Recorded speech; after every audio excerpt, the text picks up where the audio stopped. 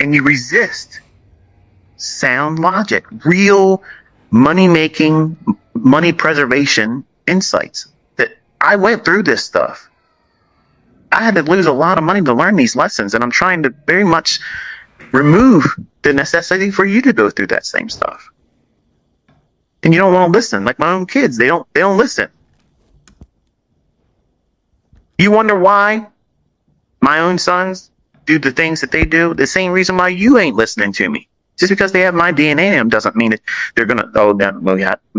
It's a symbiotic relationship. I'm ICT's offspring. It's whatever the main one says. All the ones there's this relationship where whatever, it's a hive mentality. The word escapes me, but it's kind of like the show The Last of Us. The fungus, whatever one fungus feels or experiences, they all feel at the same time. That doesn't happen because they're my kids. They're discovering themselves too. And they're discovering that they're human. And guess what humans are? We're terrible decision makers.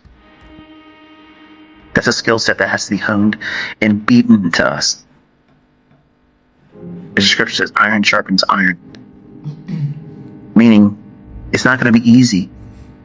If iron had feelings and nerve endings, it probably would be wincing when you rub it against another piece of iron. When you take that raw piece of metal and you want to forge it into a blade, what do you have to do to it? You have to harm it. You have to do damage to it. You got to take its useless edges off and make one useful edge. That edge is your edge that you're going to use as a weapon or a tool. Knife, a blade. But many of you want to go out to the market and you do all this work in preparation, and you have this high-tech 50 caliber sniper rifle in your hands, and you show up and you're right there. You're sitting there and you're waiting for it. You're looking through your scope. It's coming. And then all of a sudden the market starts to run, and what do? You reach for your fucking baseball bat and you chase it. What the hell is that? It's caveman mentality. That's not civilized. That's uncivilized. That's savagery.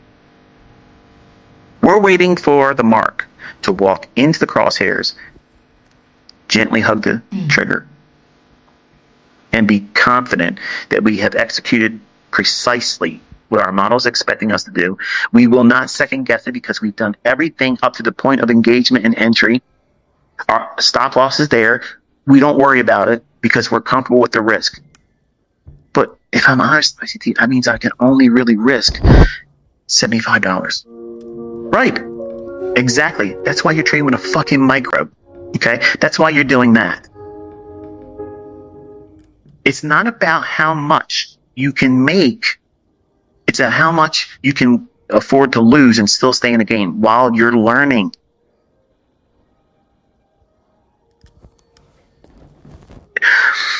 For the folks that says you can't make money with a micro. Oh, you can't make money with a micro account. You got to have this and that and the other thing. You are not versed in math. You have no idea. Rudimentary math is escaping you. Because if you can have a model, whatever it is, it doesn't have to be my stuff. I'll say it again. It doesn't have to be what I teach. It could be anything out there that causes you to have a decision. If you risk very little and you're very, very good at managing money and don't overtrade, you can be profitable doing this. You're going to have a lot of losing trades, and that might not sit well with some of you, most of you. In fact, 99.9% of you, whether you are a profitable student or trader with my stuff or something else, you might be just listening to this and not even a trader. You're like, I use Elliott Wave, and I've made money, and this, that, and other thing. Okay, you made money because you are able to weather the losing trades. But nobody wants to warm up to the idea that you're going to lose a lot at the beginning. You're trying to avoid that. When the whole secret is just to do that very thing in the beginning. Because all the lessons that it teaches you removes the invitation for you to take that motivation and let it become impulse.